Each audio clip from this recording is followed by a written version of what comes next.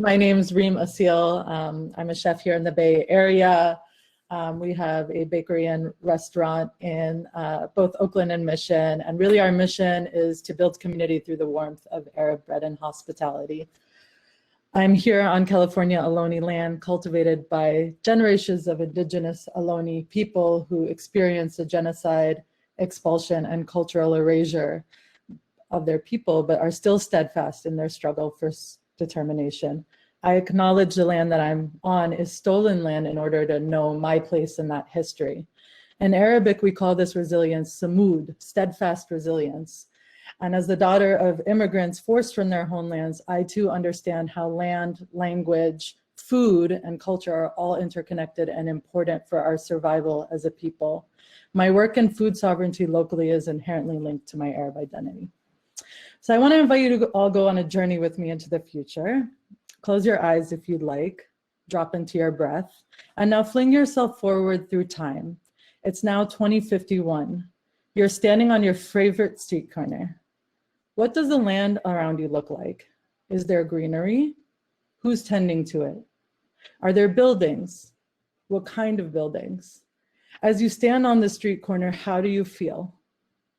Feel yourself traveling back to the current moment and think to yourself, how was the future different? Did it get better or worse? And what role did you play in it all? We all have a role to play in determining the fate of our future. For me, it's using food as a tool for transformation with everyone who intersects with my work. From our very inception, our vision was clear at Reem's to build a strong, unapologetically Arab institution that invests in the diverse community that surrounds it in order to build our resilience. Foundational to that vision is respect for workers, vendors, farmers, and customers, and ultimately every link in the food system. To get there, we provide good jobs, nourishing food and sanctuary space, prioritizing BIPOC communities who've been pushed to the margin, separating them from the very things that make them resilient. So to frame our discussion around food justice, I'm going to present you the state of the dough, pun intended. It's important to look closely at wealth and ownership to see how our food systems are shaped and who has the power to shape them. To understand food security, we must understand wealth. According to census data, whites make up over 96% of land ownership, while farmers of color comprise less than 4.5% collectively. They're more likely to be tenants than owners and generate less wealth from their farming. This is especially stark for Black communities who make up less than 2%. This is a long departure from 40 acres and a mule, land promised to newly freed slaves in order to gain financial mobility. Black Americans are losing up to 30,000 acres a year, leaving them little to no wealth to pass down to generations below them. And so while white farmers dominate as operator owners, farm workers and food workers from field to fork are overwhelmingly people of color. Most are paid poverty wages and disproportionately food insecure. Wage theft is also rooted in slavery, when newly emancipated slaves were forced to work for tips and the introduction of the subminimum wage. So those who have tried to gain financial freedom through food business ownership are at a huge disadvantage. According to La Cocina, the food incubator program that I was part of, despite the growth of their business, women of color are still denied bank loans, still more frequently less capital funding. So what is food sovereignty? The term was coined in 1996 by members of Via Campesina, an international farmers organization. And it's two things: the right of all people to design and influence their own food systems, and the right to healthy, culturally appropriate and sustainable food. So it's a little different than food justice. Food justice is really, I desire access to nutritious food for a healthy life. And food sovereignty is really about, I have a right to access and produce food, and the self-determination of my community is dependent on this right. And Reem sits at the intersection of all of that, just like many other restaurants. We're embedded in communities. We're not just places to get food, but also vital community spaces that provide connection and safety. We're economic engines as employers, and we play an important role in keeping dollars in neighborhoods. We've ultimately been the ones that have fed the most food insecure in this pandemic. And as you can see, we're at the risk of losing them. As of today, 17% of restaurants, that's more than 110,000 establishments in the US, have closed.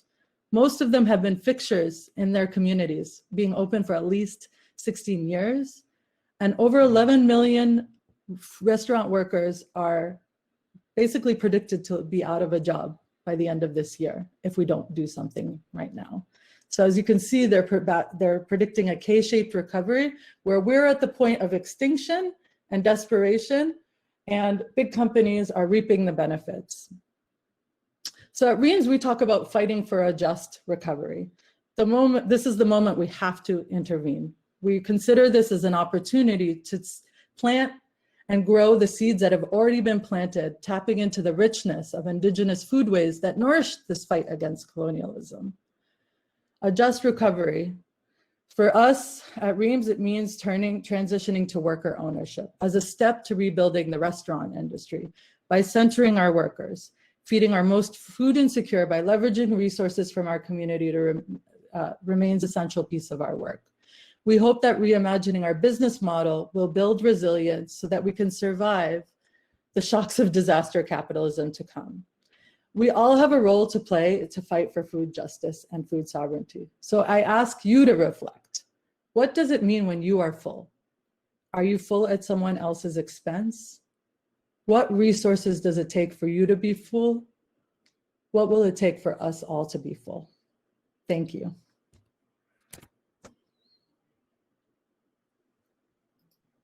Thank you, Reem. Such a powerful presentation. And I love the discussion about food sovereignty versus justice. I am asking of the audience, what are some questions that we have for Reem while we have her for the next 4 minutes? And to kick it off, Reem, I would love for you to talk about what are some of the things that we as community members, right, can do to help actualize this future that you painted. So maybe we can start there. Yeah. Well, you know, as I kind of alluded to in my presentation, one of the biggest things for us is really thinking about the intersection of food and land, food and ownership. If we are to sort of rebuild this economy into one where all are food secure, we must center the people that are the most impacted by this, the most hurt by these systems. And so as consumers, I can sort of use as an example, so all of us have sort of different roles to play in that.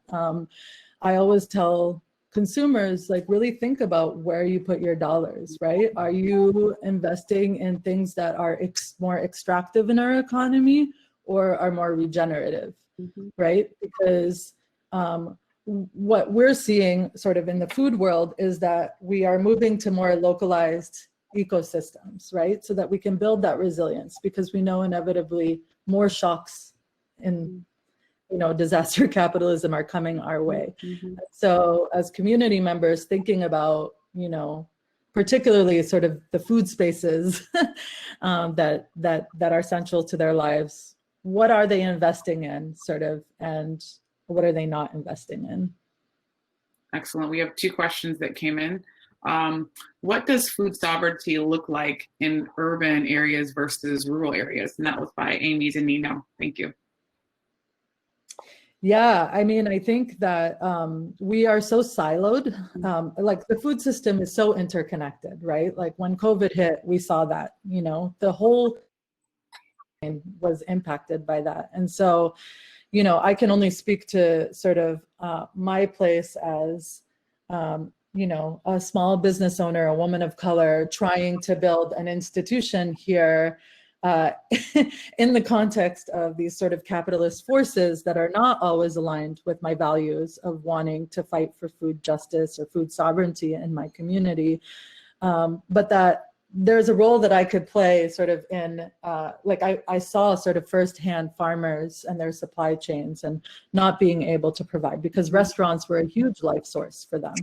And so food ownership, land ownership, land trusts, all of those things I think are going to be a big part of like how we look at farming in the rural areas and how that connects to the urban areas. And as a restaurant, I feel like I'm sort of sort of a connector, right, in between sort of the urban and rural, and sort of what role as a restaurant that I play. Excellent. And another question, a food industry person, this is from Nurhalisa Mohammed. A food industry person told me the controversy presented when BIPOC businesses acquire brick and mortars and then start to raise their prices. What can we say about this? How are underpaid food people included in this conversation? Yeah.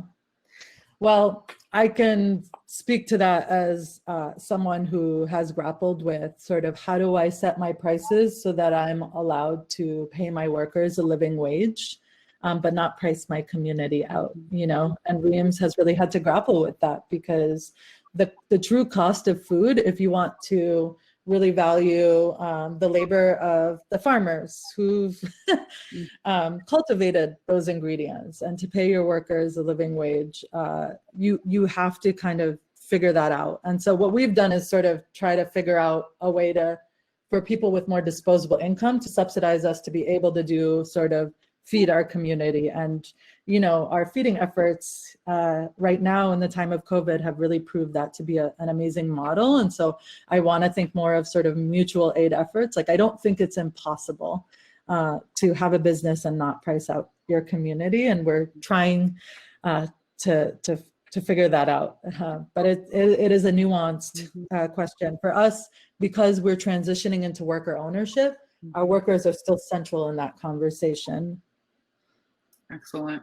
And we'll take one last question from Sarah Arndt. Do you see any opportunities or connections between the restaurant industry and public food assistance programs like SNAP or school lunch? What could these programs learn from restaurants? Are there opportunities to work together? Absolutely. That is a great question. I mean, if you think about it, restaurants right now have the infrastructure to feed so many people, right? And with the sort of new laws, we have the facilities, we have the skills, we have the workers.